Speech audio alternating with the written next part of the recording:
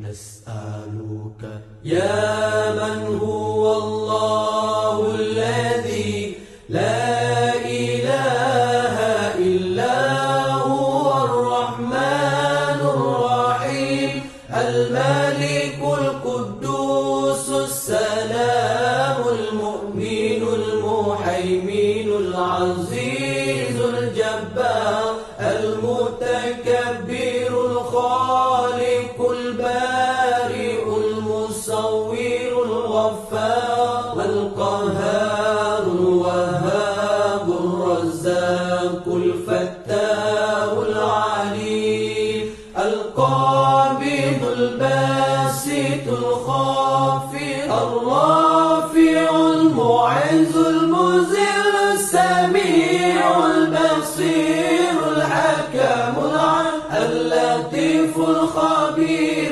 العليم العظيم الغفور الشكور العلي الكبير الحفيظ المقيت الحسيب الجليل الكريم الرقيب المجيب الواسع الحكيم الودود المجيد الباعث الشهيد الحق الوكيل القوي المتين الولي الحميد المحسن المبدع المعيد المحيي المميت الحي القيوم الواجد الماجد الواحد الصمد القادر المقتدر المقدم المؤخر الأول الآخر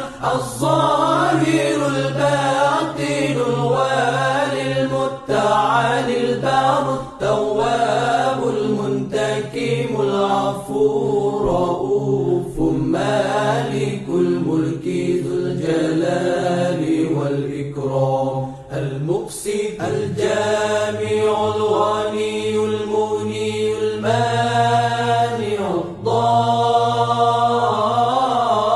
الضار النافع النور الهادي البديع الباقي الوارث الرشيد الصبور الذي ليس كمثله شيء وهو السميع البصير اللهم صل أفضل الصلاة على أسعد المخلوقات كسيدنا محمد وعلى آله وصحبه وسلم عدد معلوماتك ومداد كلماتك كلما ذكرك ذاكرون وغفل عن ذكره الغافلون.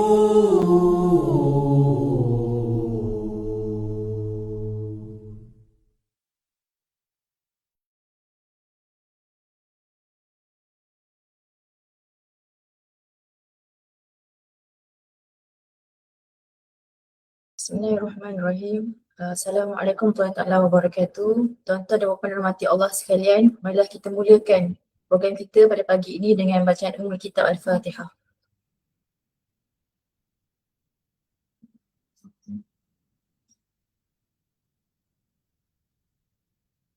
Yang berusaha Ustaz Haji Hanafi Haji Hamdani, pengarah bahagian Hadith wa Islam.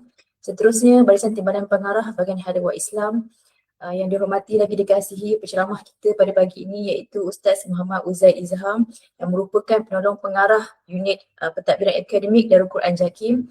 Seterusnya tuan-tuan dan puan-puan yang menonton secara live di Facebook Masjid UiTM Shah Alam. Alhamdulillah, pertama selamanya mari kita ucapkan syukur Allah Subhanahu Wa Taala kerana kita dapat meneruskan lagi siri kedua kita bagi program catatan duha yang mana kita akan membicarakan atau membincangkan berkenaan dengan kitab 40 hadis Imam Nawawi. Dan Alhamdulillah kita telah pun selesai membicarakan sehingga hadis yang kedua pada siri yang pertama, dan pada siri yang kedua ini kita akan sambung ke hadis yang ketiga insyaAllah. Jadi bagi tuan-tuan dan puan-puan yang berhajat untuk mendapatkan PDF kitab ini, boleh scan QR code yang tertera pada poster program. Jadi tanpa buang masa, saya menjemput dan persilakan Al-Fadhil Ustaz Muhammad Uzair Izham untuk menyampaikan ataupun berkongsi tentang kitab ini. Dipersilakan. Alhamdulillah Rabbil Alamin wassalatu wassalamu ala ashrafil anbiya'i wal mursalin wa ala alihi wa sahbihi ajma'in. Rabbi shrah li sadri wa yassir li amri wa hlul 'uqdatam min lisani yafqahu qawli. Rabbi zidna 'ilma wa rizqna fahma, amma ba'd. Terima kasih kepada Ustazah Nuriza membersihkan majlis kita pada pagi ini. Yang dihormati para pemimpin bahagian Hariul Islam PTM Shah Alam, khususnya tuan-tuan dan puan-puan yang dirahmati Allah Subhanahu Wa Taala. InsyaAllah saya kongsikan PDF yang kita gunakan dalam sesi pengajian kita, insyaAllah.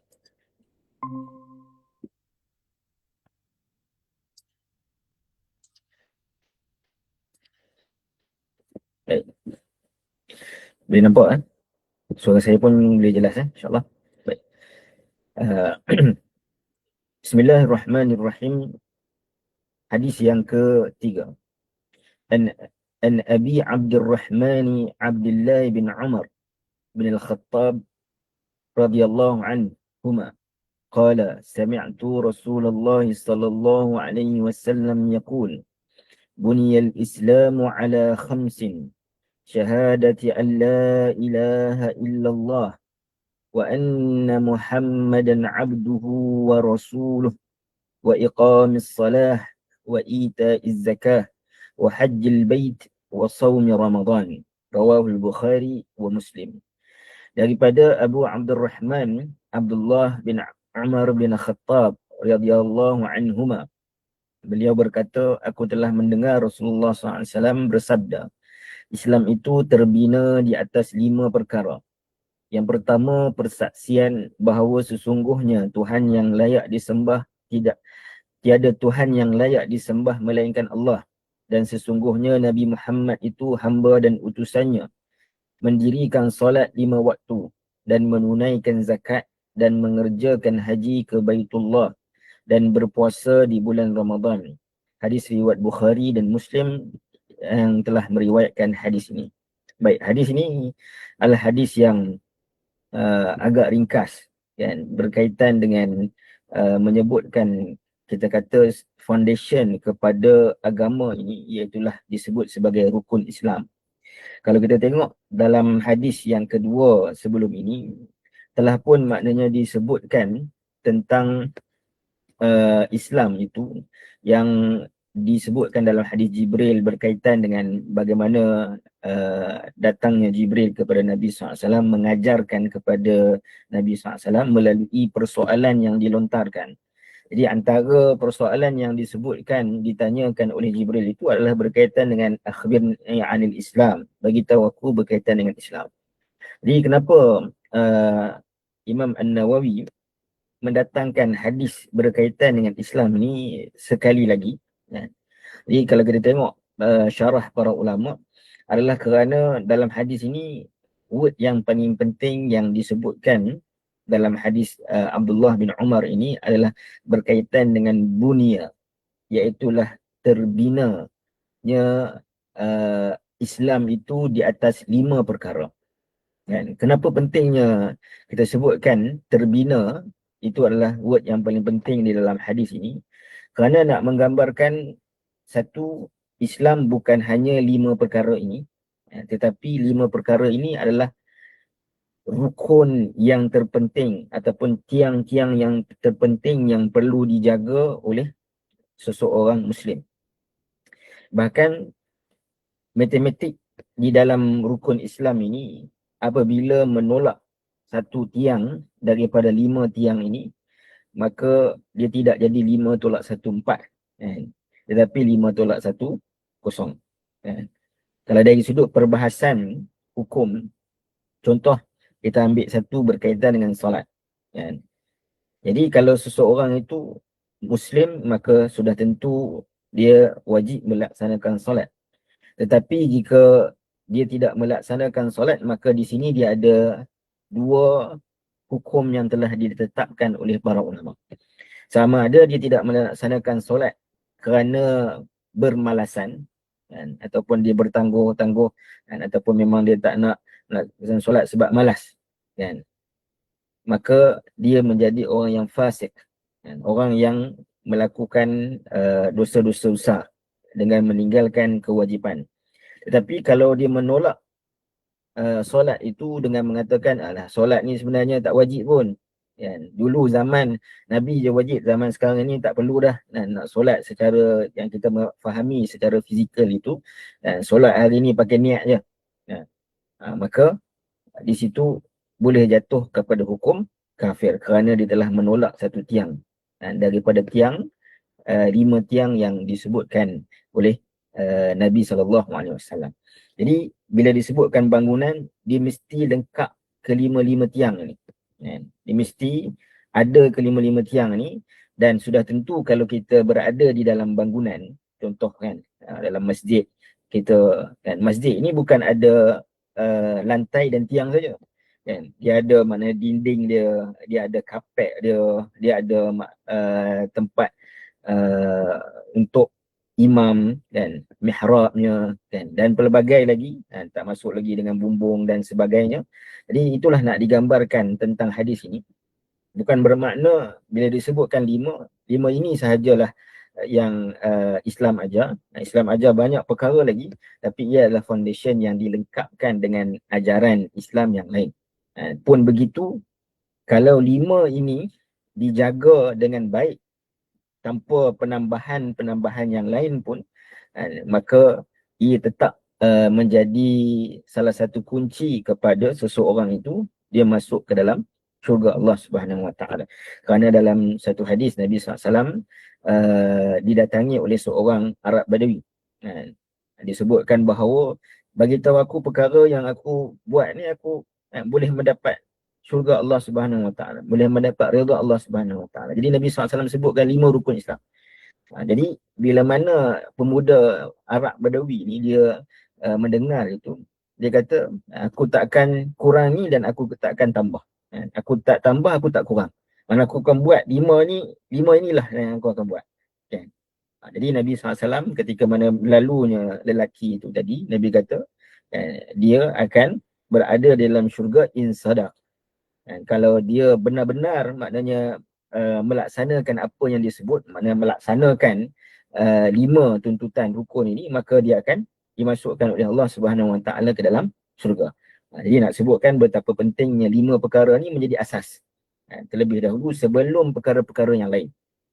Kalau kita nak sebutkan tentang seorang yang hari ni mungkin dia nak berjihad, contoh, semangat ni nak berjihad, tapi dalam keadaan dia nak berjihad, sebelum dia berjihad, dia dari sudut solat pun sendiri dia tidak cukup ataupun tak melaksanakan dengan baik, kan? Walaupun dia berjihad, tetapi di sana foundationnya bila dia tidak kukuh ataupun tidak ada, maka dia akan menyebabkan kelompangan kepada amal-amal yang lain.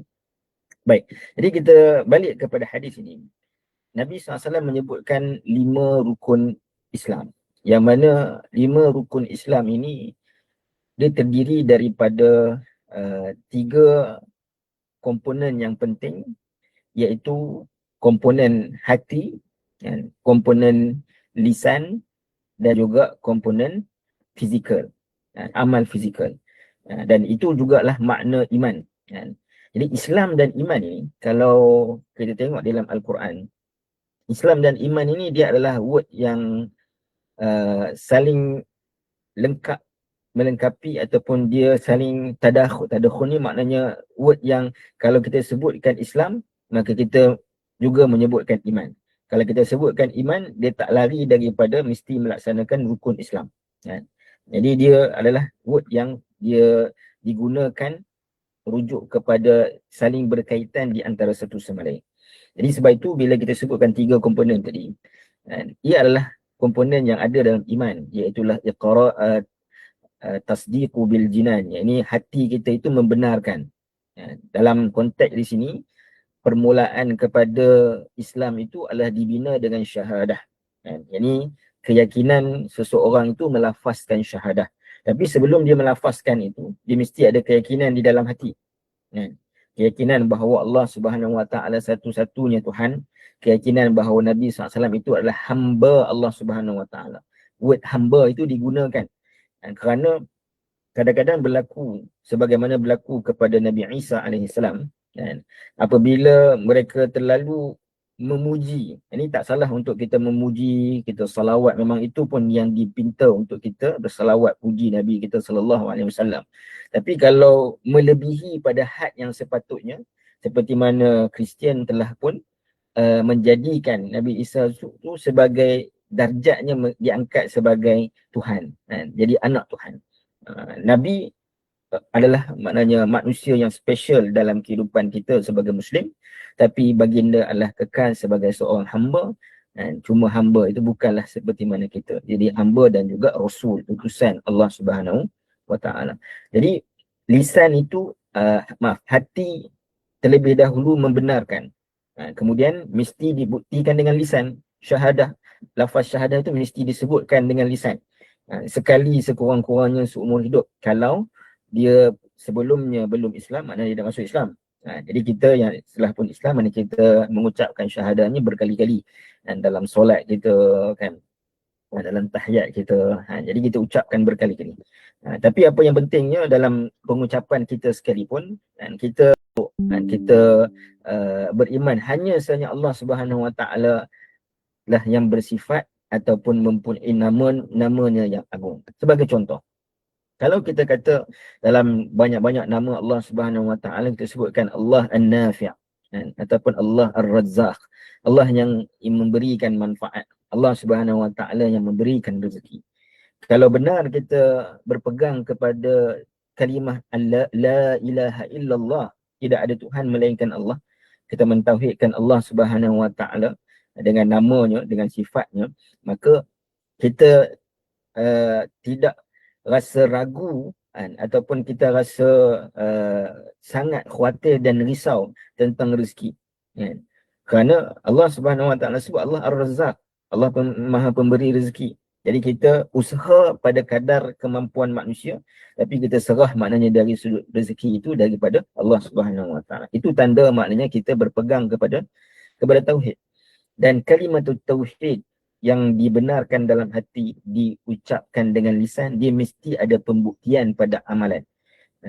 Pembuktian pada amalan tu dia mesti ada. Kerana dalam Quran Allah Subhanahu Wa Taala sebut dalam surah Ibrahim antaranya, menggambarkan kalimat tauhid itu sebagai kalimatun tayyibah, iaitu kalimah yang paling baik, yang paling buah-buahan, menghasilkan buah-buahan yang ranum, daun-daun yang segar menghijau, bunga-bunga yang wangi. Jadi bila kita katakan iman, syahadatu alla ilaha illallah itu wa anna Muhammadar Rasulullah, dia mesti dibuktikan dengan amalan. Maka amalan itu wa iqamis salah wa ita'iz zakah wa hajjil bait wa saum Ramadan.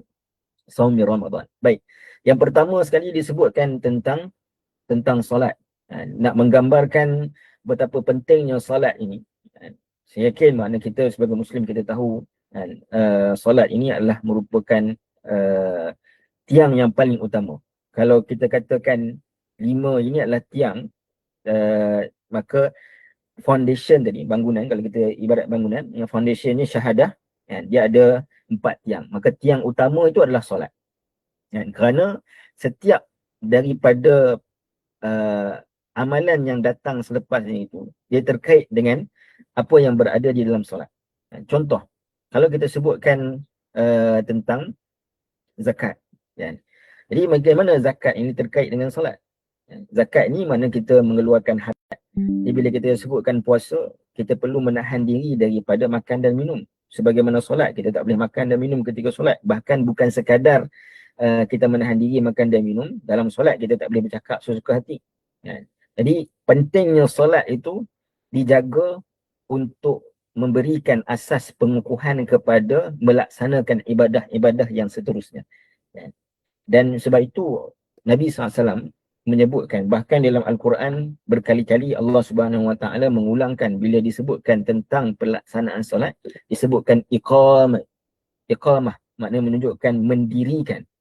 Dia bukan sekadar melaksanakan, kerana diri ni menunjukkan kepada dia ada foundation yang sedikit demi sedikit, semakin lama dia akan semakin kukuh kan. Bila kita katakan mendirikan, kita nak mendirikan bangunan.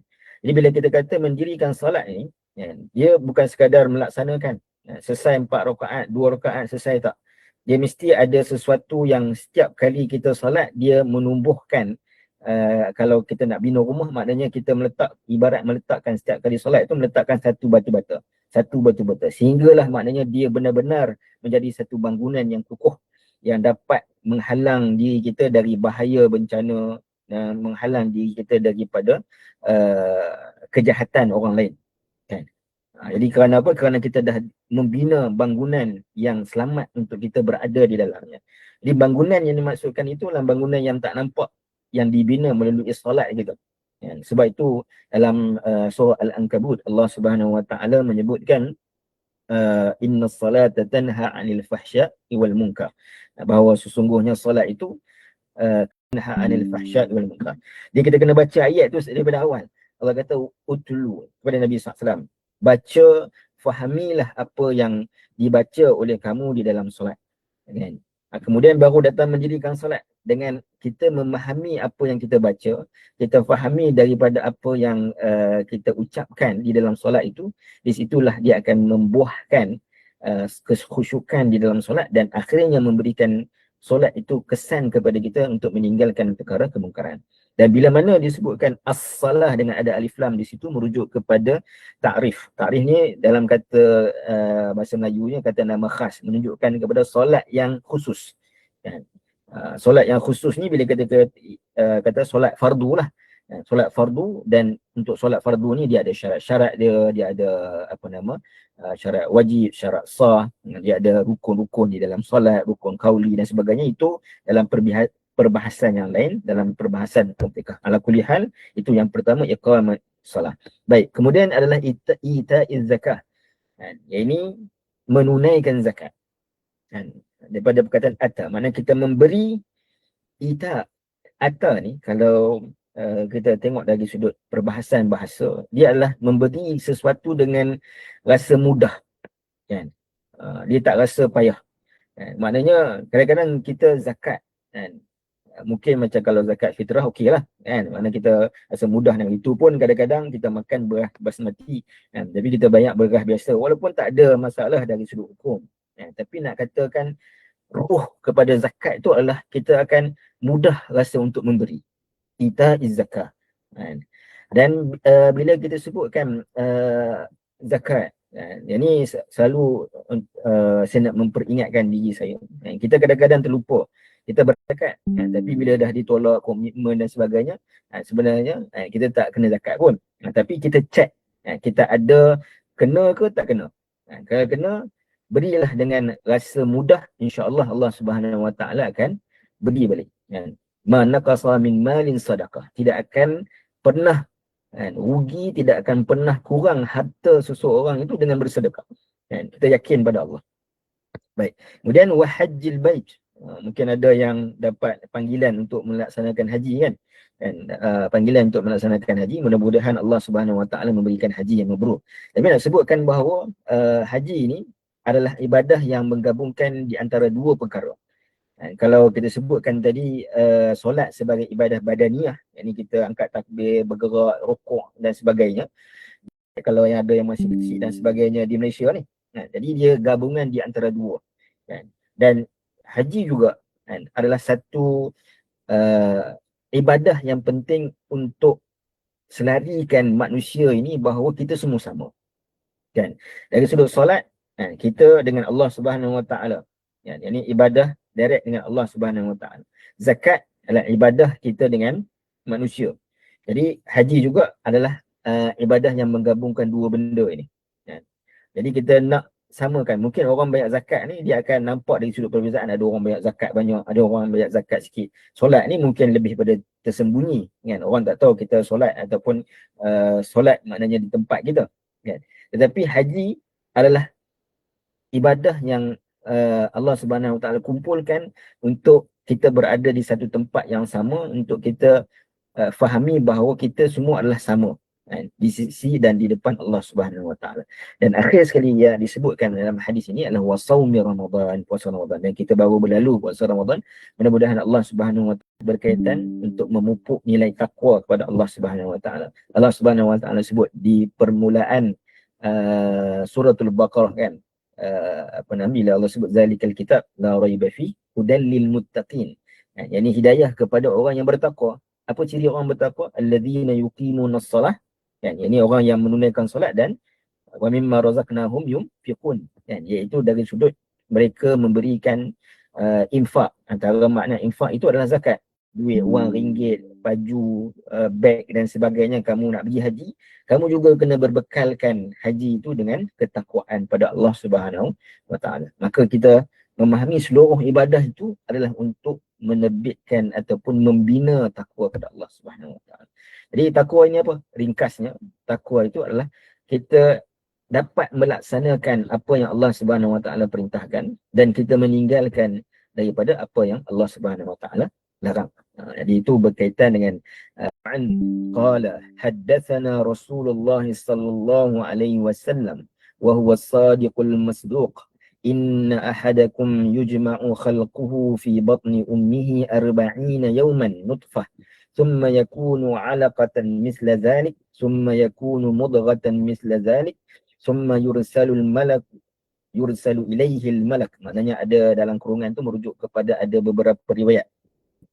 Fayanfukhu fihi ar-ruh wa yu'maru bi arba'i kalimatin bi katbi rizqihi wa ajalihi wa 'amalihi wa syaqiyyun aw sa'idun wa bainaha illa zira' fayasbiqu 'alayhi al-kitab fay'amalu bi 'amali ahli al-jannati fayadkhuluha. Hadis riwayat Bukhari dan juga Muslim. Di hadis ni selalu kadang-kadang ada kekeliruan oleh sebahagian orang yang membaca hadisnya, khususnya pada part yang terakhir hadis ni. Jadi kita tengok sebab apa dan kita akan huraikan bagaimana kita memahami hadis ni. Baik, daripada Abu Abdurrahman Abdullah bin Mas'ud, beliau berkata Rasulullah SAW telah memberitahu kami dan baginda adalah seorang yang benar lagi dipercayai. Menarik hadis ni. Dan kalau kita tengok Abdullah bin Mas'ud menyebutkan as-sadiqul masduq. Sedangkan kita tahu bahawa Nabi memang adalah seorang yang dipercayai. Jadi kenapa Abdullah bin Mas'ud menyebutkan tentang sadiqul masduq dalam hadis ini? Bahkan Abdullah bin Mas'ud ini meriwayatkan hadis daripada Nabi SAW, banyak hadis-hadis yang lain. Kerana dalam hadis ini Nabi SAW telah memberitahu sesuatu yang orang Arab pada ketika itu belum sampai dari sudut tahap keilmuan mereka mengetahui hal itu. Apakah itu? Iaitulah dari sudut bagaimana terhasilnya janin di dalam rahim seorang wanita. Jadi zaman tu mana ada orang kata apa? Scan mana nak tengok baby perjalanan. Kalau scan baby pun sekarang ni, mana bila baby tu dah besar. Tapi dari permulaan awal bagaimana air mani dia nyatakan, yakni baginda nyatakan adalah sesuatu yang boleh dan benar dipercayai. Kerana apa? Nabi SAW bukan sekadar menyebutkan pada lisan baginda, tapi ia adalah pengkhabaran oleh Allah Subhanahu Wa Taala yang mengkhabarkan tentang kejadian manusia. Yang mana Allah Subhanahu Wa Taala ada sebut dalam surah Al-Hajj dan juga Allah sebut dalam surah Al-Mu'minun. Dalam surah Al-Mu'minun dan surah Al-Hajj, surah yang ke-22 dan 23, tentu boleh tengok bagaimana Allah Subhanahu Wa Taala sebutkan tentang kejadian manusia. Kalau dalam hadis ini disebutkan 3 tahapan saja, iaitu 40 hari yang pertama, 40 hari yang kedua, 40 hari yang ketiga, 120 hari, iaitu 4 bulan yang pertama. Tapi di dalam Al-Quran disebutkan 7 tahapan. Dalam surah Al-Hajj dan juga surah Al-Mu'minun, dia ada 4 tahapan yang lain yang disebutkan di dalam Al-Quran. Baik, jadi kita fokus kepada hadis ini. Baik, Nabi SAW, Abdullah bin Mas'ud menyebutkan, Nabi SAW menyebutkan, sesungguhnya setiap seorang daripada kamu dikumpulkan kejadiannya dalam perut ibunya selama 40 hari sebagai setitik air, yakni mani. Kemudian ianya menjadi segumpal darah dalam tempoh seumpama itu. Dan 40 hari kemudiannya, seumpama itu 40 hari pertama, 40 hari kedua dia menjadi segumpal darah, alaqah. Dan kemudiannya dia menjadi seketul daging dalam tempoh seumpama itu 40 hari kemudian itu dia menjadi mudrah. So kalau dalam bahasa Arabnya, stage-nya yang pertama nutfah, yang kedua alaqah, dan yang ketiga adalah mudrah. Kemudian satu malaikat akan diutuskan kepadanya, lalu dia meniupkan padanya roh dan diperintah dengan 4 kalimah ataupun 4 ketetapan.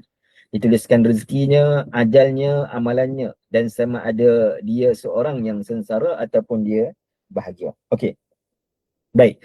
Jadi kita ambil sebahagian-sebahagian hadis ni supaya kita dapat maknanya memahaminya dengan lebih baik. Iaitu kalau kita tengok hadis ini bertepatan dengan kajian yang terkini. Kalau kita boleh tengok dalam pelbagai kajian, hari ini mudah, kita boleh tanya AI, boleh tanya ChatGPT, kan? Boleh tanya Google sendiri, kan? Ini bukan tanya tentang hukum hakam, tapi kita nak tengok dari sudut apa penyelidikan yang dilakukan oleh manusia yang terkini yang ianya bertepatan dengan apa yang pernah disebutkan oleh Shadiqul Masduq, iaitu Nabi kita sallallahu alaihi wasallam. Iaitu kita tengok 4 bulan yang pertama ni, janin yang berada di dalam rahim wanita itu dia masih lagi belum boleh dianggap sebagai bayi ataupun manusia. Maknanya dia tidak ada, belum ada ruh lagi. Dia adalah gumpalan tadi, darah, dan kemudiannya dia menjadi seketul daging. Jadi ini menunjukkan apa yang Nabi SAW sebutkan, 4 bulan ini adalah fasa belum lagi menjadi manusia. Sebab itu nanti pentingnya hadis Nabi SAW ni, dia akan beri impak kepada fatwa, kan? Jadi fatwa dari sudut maknanya pengguguran bayi, kalau sebelum 4 bulan macam mana, selepas 4 bulan macam mana, kan? Sebab sebelum 4 bulan dia belum lagi dikira sebagai manusia. Selepas 4 bulan dia dikira sebagai manusia. Maknanya dia ada hukum-hukum yang terkait dengan itu. Jadi tanpa maknanya memperpanjangkan perbahasan itu, cuma nak sebutkan apa yang Nabi SAW sebutkan itu adalah tepat. Kenapa pentingnya kita memahami apa yang Nabi SAW sebut itu adalah tepat? Kerana kalau Nabi SAW menyebutkan sesuatu yang pada waktu itu tidak diketahui dari sudut ilmu pengetahuannya, Shadiqul Masduq, walaupun belum lagi maknanya dibuktikan dengan kejadian itu berlaku, tapi kita mempercayainya. Kalau sahabat dulu percaya kepada Nabi SAW dari sudut stages ni, hari ini baru dibuktikan, kan? Jadi kita dari sudut apa yang disebutkan oleh Nabi SAW, dari sudut pengkhabaran yang lain, cerita tentang kiamat yang hari ini masih lagi berlaku, kita tetap beriman kepada Nabi kerana dia Shadiqul Masduq.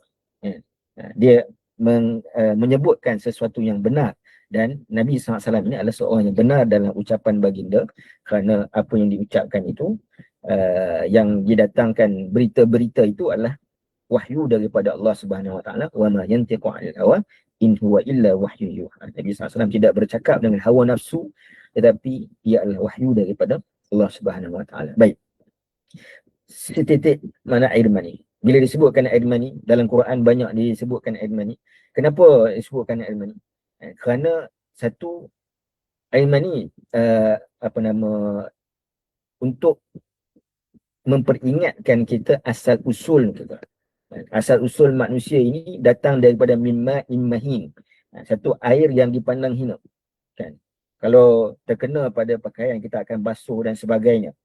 Jadi nak sebutkan manusia ni datang daripada sesuatu perkara sanitakwim, iaitu orang yang paling makhluk yang diciptakan Allah Subhanahu Wa Taala sebagai makhluk yang paling baik, kan? Jadi Allah yang memuliakan kita daripada siti air mani itu, maka kemuliaan itu berbalik apabila kita serve Allah Subhanahu Wa Taala, menjadi hamba Allah Subhanahu Wa Taala. Sebab itu banyak disebutkan dalam Al-Quran untuk mengingatkan asal usul manusia. Yang kedua, bila jadi alaqah. Jadi alaqah ni apa?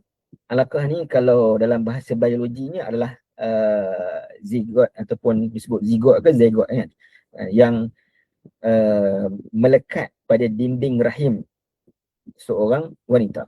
Dia sebenarnya stage yang kedua. Selepas daripada nutfah tadi, dia stage yang kedua. Tapi uniknya bila mana kita tengok surah Al-Alaq dalam Quran. Dia adalah surah yang pertama yang diturunkan oleh Allah Subhanahu Wa Taala kepada Nabi SAW. Kan? Dan Allah Subhanahu Wa Taala sebutkan kepada dalam ayat tersebut, Iqra' bismi rabbikal ladzi khalaq, khalaqal insana min 'alaq. Kan? Allah menciptakan manusia ni daripada alaq. Kenapa Allah sebut bahawa Allah ciptakan manusia ni daripada stage yang kedua? Allah tak sebut nutfah. Kan? Allah sebutkan alaq. Kerana kalau kita tengok miscarriage yang berlaku dalam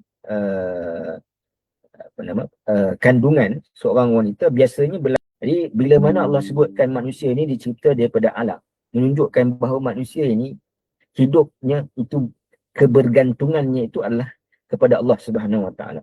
Kalau alaq itu tadi dia tak tergantung, tak melekat pada dinding rahim, dia terputus, maka dia tak akan jadi seorang manusia. Jadi begitulah kehidupan manusia ini. Kalau kita tak ada kebergantungan, hubungan kita dengan Allah Subhanahu Wa Taala, maka kita tak akan jadi manusia.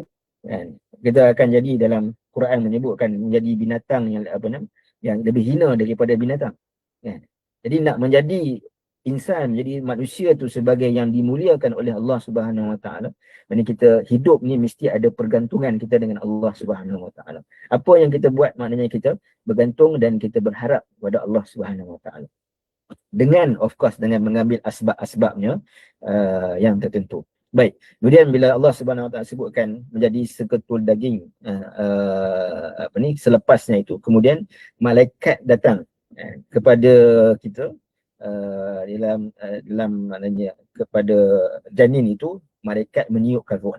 Jadi bila ada roh, barulah maknanya dinamakan sebagai manusia.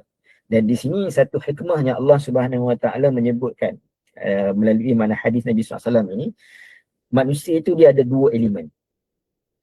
Nabi menyebutkan bahawa kita ni ada dua elemen, jasad dan juga ruh. Apa yang jadi, kita banyak memikirkan tentang keperluan jasadiah. Hari ni kita nak makan mana, kita nak pergi gym ke, ataupun nak bersukan ke, nak lari ke dan sebagainya, semua berkaitan dengan kita nak menjaga jasad dia.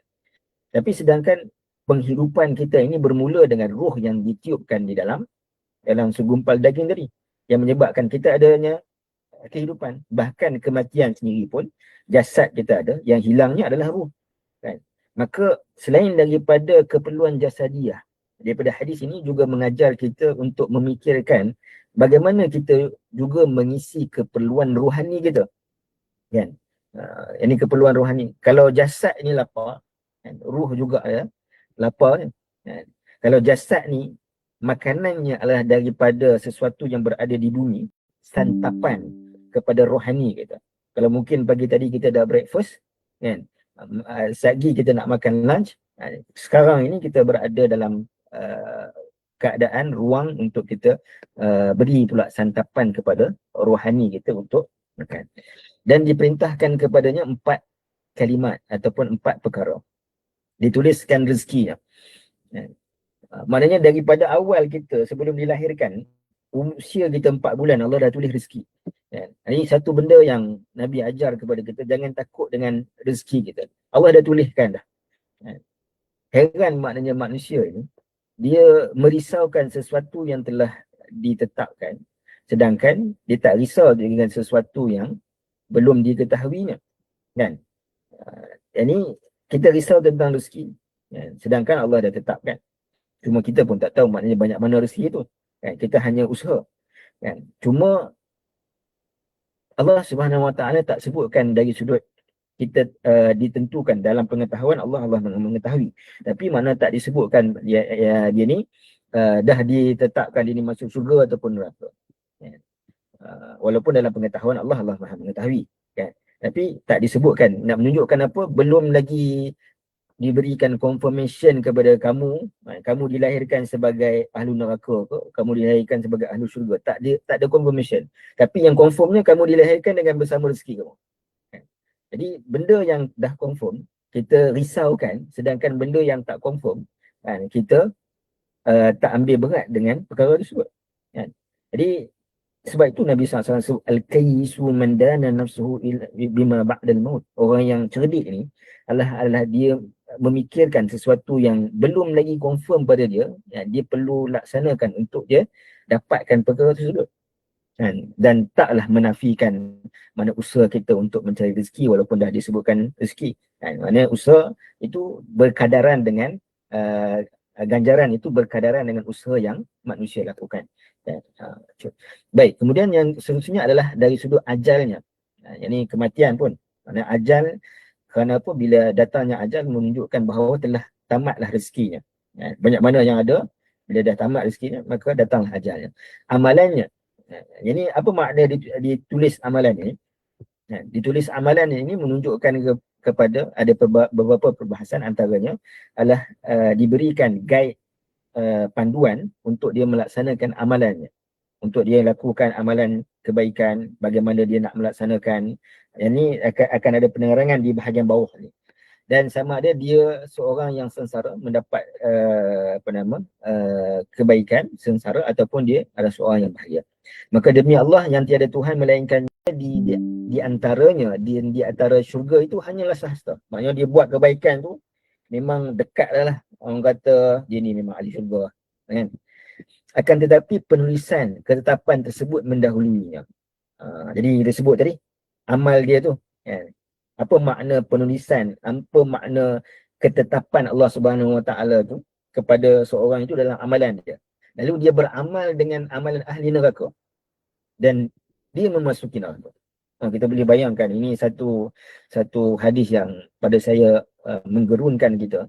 Orang yang buat kebaikan, hidup maknanya selama, contoh kalau dia hidup 60 tahun, 55 tahun buat baik ni, amal soleh dan sebagainya, tapi tahun-tahun terakhir berubah.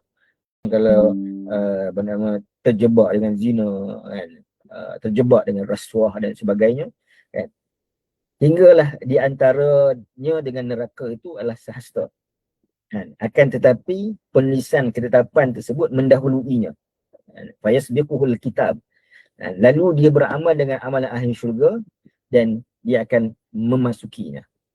Jadi mungkin kita akan terfikir, macam mana hadis ini menyebutkan kalau kita dah buat baik, kan, tiba-tiba ditakdirkan, istilah ditakdirkan tu, kan, kita buat di penghujung, na'udzubillah, seseorang itu buat perkara yang buruk dan akhirnya dia masuk neraka, kan, sedangkan banyak dah dia buat amal kebaikan ni. Jadi macam mana kita nak faham hadis ni? Pertama, kita perlu memahami dari sudut Nabi SAW menyebutkan, kalau sebelumnya hadis pertama innamal a'malu binniyat, dalam hadis yang lain Nabi SAW sebut innamal a'malu bil khawatim. Sesungguhnya amal itu dihisap, dikira pada pengakhiran kepada sesuatu yang dilakukan oleh seseorang itu. Iaitu apabila seseorang itu dia hidup mana 60 tahun, ini tak semestinya kalau dia dah buat 40-50 tahun kebaikan, tetapi di penghujungnya melakukan keburukan, maka dia dikira pada penghujungnya. Begitulah juga tadi mana maksud hadis yang kedua, part yang kedua, kalau dia pun buat keburukan tetapi akhirnya dia buat kebaikan, maka dikira pada hujungnya. Okey. Yang kedua, jadi macam mana kita nak faham fayasbiquhul kitab, tetapi penulisan ketetapan tersebut mendahuluinya. Dalam riwayat yang lain, dan juga antaranya disyarahkan oleh Syekh Ramadan Buti rahimahullah, beliau menyebutkan, ada riwayat yang lain menyebutkan hadis ini terpesong. Maka dia terkait dengan hadis yang pertama, innamal a'malu binniyat. Maksudnya kita nampak dia buat amalan ahli syurga, taat dan sebagainya, tetapi di dalamnya itu niat dia itu adalah untuk menunjukkan kepada manusia, aku ni orang yang hebat, aku ni orang yang rajin beramal, aku ni orang yang rajin buat ibadat. Maka sebab itulah mana pengakhiran dia itu dia tergelincir kerana daripada awal lagi niat dia dah salah. Sedangkan orang yang dia buat perkara keburukan, dia tahu bahawa keburukan itu adalah sesuatu benda yang buruk, tapi mungkin disebabkan dia duduk dalam suasana yang tak membantu dia, dia duduk dalam keadaan yang sukar untuk dia melakukan ataupun berubah ke arah kebaikan. Tapi di penghujung kehidupan dia, bila dia mungkin dah pencen, dah habis kerja, yang ni dia boleh tinggalkan perkara-perkara burukan tu kerana dia meninggalkan seka dia dan sebagainya. Dia berubah pada Allah Subhanahu Wa Taala. Jadi dalam keadaan dia buat tu yang kita perlu datang pada kita. Dia merengek nak minum juga air panas tu. Kita sebut ni panas ni. Bukan tak bagi minum. Boleh minum tapi ni panas ni. Tapi dia duduk merengek juga. Dia nak juga. Nak juga. Kita kata apa? Cuba pegang. Ini kita dah bagi guideline bahawa benda ni panas dan kita tak boleh pegang suka hati. Sebab kita tahu dari ilmu kita tahu apa akan berlaku kalau seorang tu pegang. Bahkan kalau dia minum air panas itu, maknanya lidah dia boleh mecut. Kan? Tapi bila mana anak kita tadi, dia nak juga. Kita tak tahu. So bila dia pegang, dia kata, panas ni. Jadi dia buat juga, maka dia tahu maknanya akibat daripada kata, oh betul lah apa yang disebutkan ayah tadi, maknanya kalau pegang ni panas. Apatah lagi kalau kata pegang sikit je, kadang-kadang bekas tu panas, bekas tu dah okey sikit tapi air dalam tu masih panas kan. Kita tak apalah, sikit je, minum je lah, minum melecur lidah kan. Jadi kita dah bagi tahu awal tadi. Sebab apa? Sebab kita dah mengetahui dari sudut kalau minum maknanya pada air itu tengah panas, dia akan mengakibatkan kepada sakit ataupun teruk kan. Walillahil masalil a'la. Allah Subhanahu Wa Taala telah memberikan guideline pada kehidupan kita kan. Dengan ilmu pengetahuan Allah tahu, dengan guideline aku bagi panduan ni, manusia ni akan berada dalam kebaikan kan. Tapi kita kena faham, kita kena tahulah apa yang Allah Subhanahu Wa Taala perintahkan kepada kita kan. Jadi bila manusia tetap juga nak melakukan sesuatu yang bertentangan dengan guideline tu kan, itu adalah pilihan dia kan. Ini pilihan kita kan. Sedangkan Allah Subhanahu Wa Taala dah memberikan kepada kita guideline kan. Kita kena usaha fahami, usaha belajar kan, usaha untuk sedarkan kan. Jadi kadang-kadang mungkin kita tergelincir kan. Macam tadi dia dah pegang tu, dia dah rasa oh ni panas kan. Jadi tak boleh dah pegang.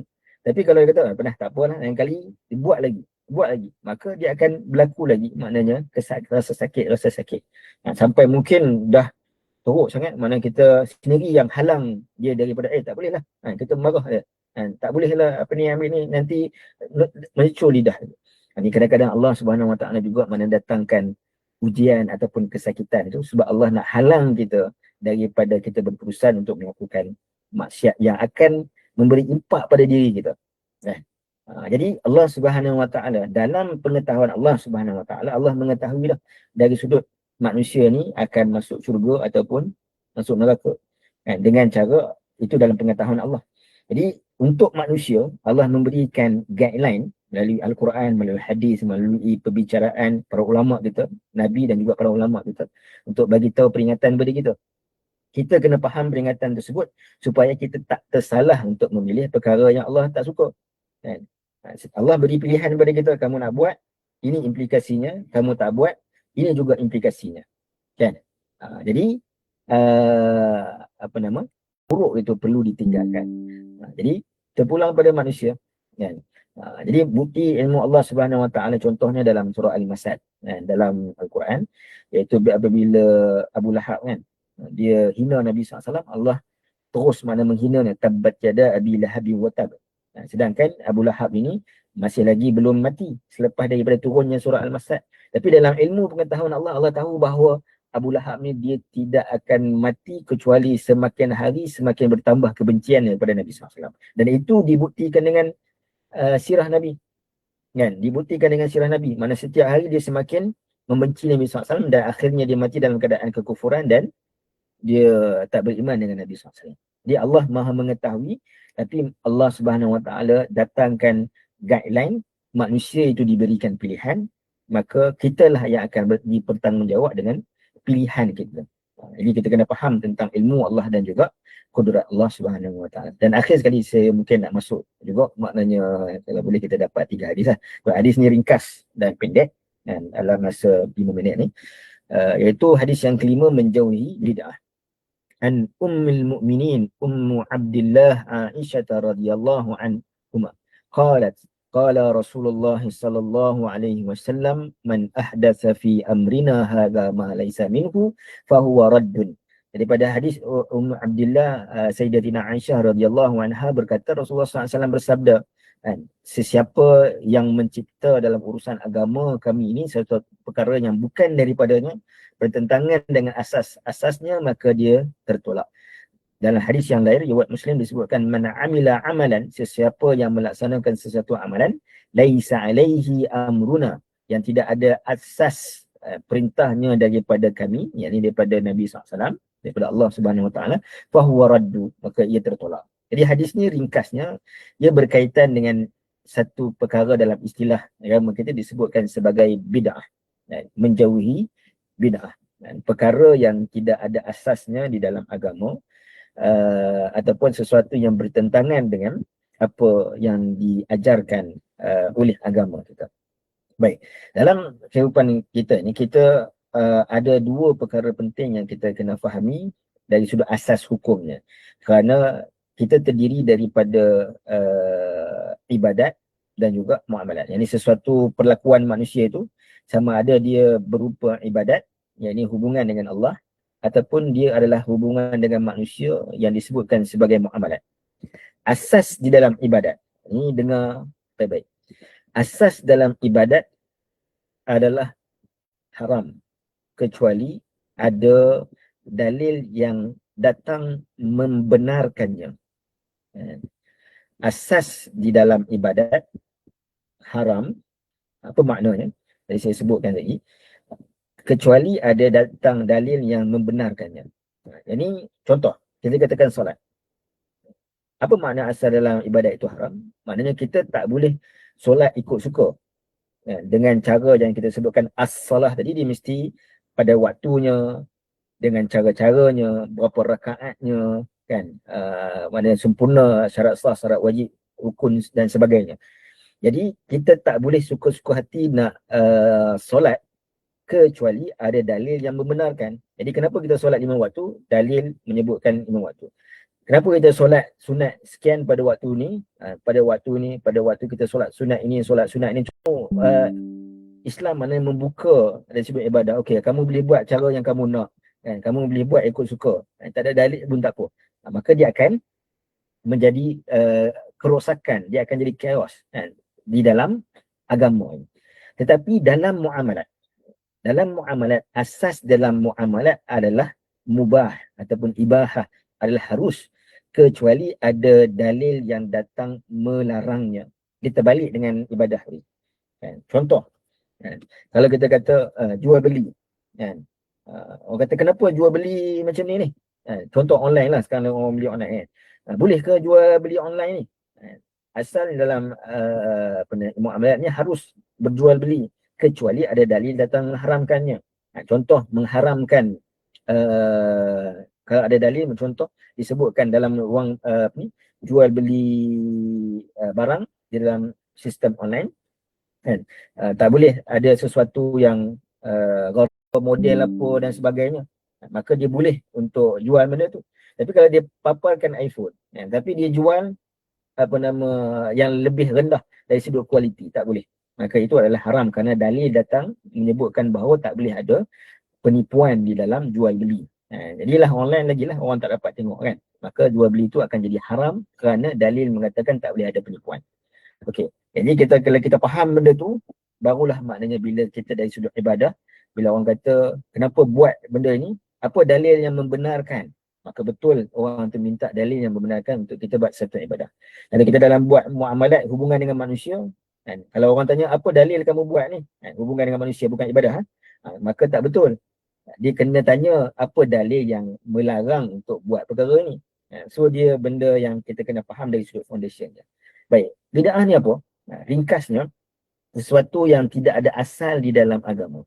Jadi dari sudut isu bid'ah dan sebagainya, ni dia adalah isu yang hari ini dalam masyarakat kita juga dia berlaku secara meluas. Kadang-kadang dia sampai terkait kepada isu-isu furuk, di dalam agama kita.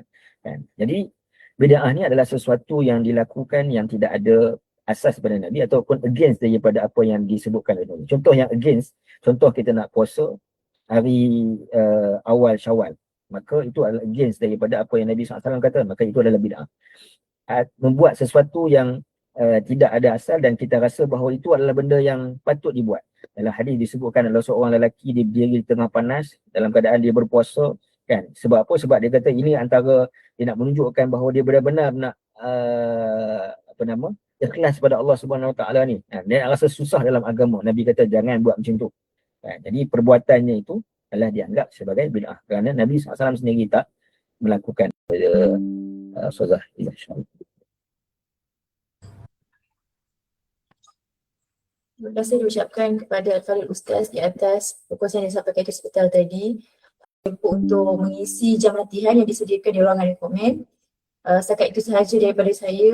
Kita tutup kita punya program pada pagi ini dengan tasbih kafarah dan salat asr.